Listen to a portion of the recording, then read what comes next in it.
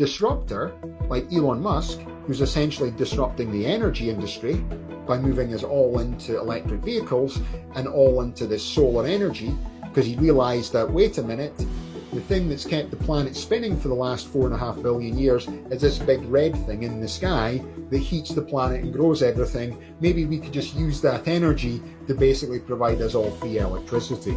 You know, wait, well, that sounds quite a good idea. You can actually do it right now. But you've got the, big energy companies, and it's not just, oh well, it's the oil companies pushing them down.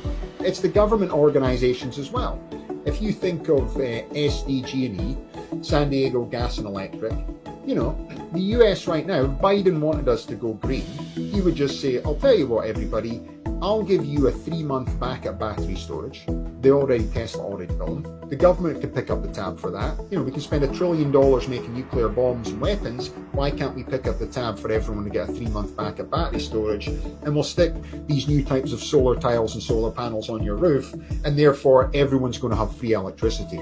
That's great. We'll all come off grid. We'll no longer have blackouts. That technology is in place right now. They just choose not to utilize it right now because there's so many lobbyists, there's so many people involved, there's this period of transition out of energy. But that's what they should do.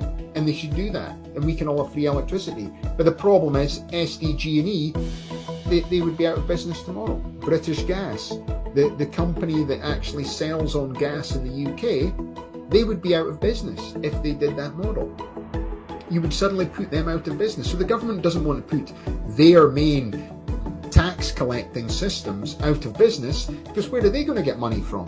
Well, we can have a smaller government because we don't need the government for electricity. Oh, wait a minute, we've got free electricity. I'll tell you what I'll do. I might start trying to grow my own vegetables because I've got free electricity all the time. Hey, that's great. Wait a minute, I don't need to go to the supermarket. Supermarkets don't want that.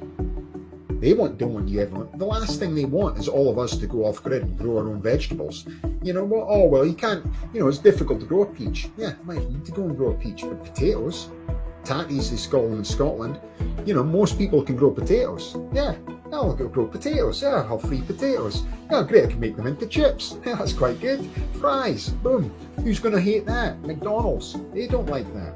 See, these systems are in place, and this is this coming across. And as technology comes in, so the government can do that.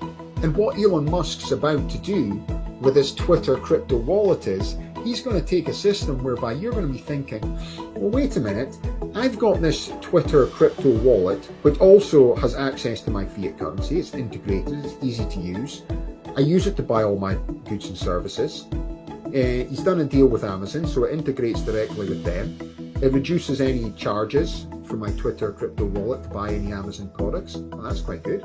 And so I'm not having to do any sort of charges from a bank when I have to do that as well, with incremental little things that take a few cents here.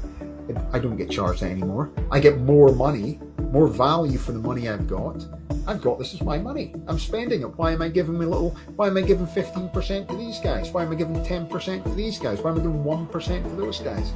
Don't have to do that anymore under this system. So that's great, He's going to change all that. Suddenly banks, oh, wait a minute, we can do this too. Yeah, you come with us, trust us, we can do that. Well, why not stop charging us $180 a year to have the privilege of you taking our money and lending it to someone else? Oh, but they don't want to tell you that right now. But that system there, and if you go down to Bank of America, which is still a busy bank, the one that's close to my house, if you go down to that Bank of America, what's the average age of people in there? They're all older. Like, I'm the youngest guy in there, and I'm like 47. No, I'm 48 actually. So I'm in there and I'm 48, and I'm the youngest guy there. The young people don't want to go to banks.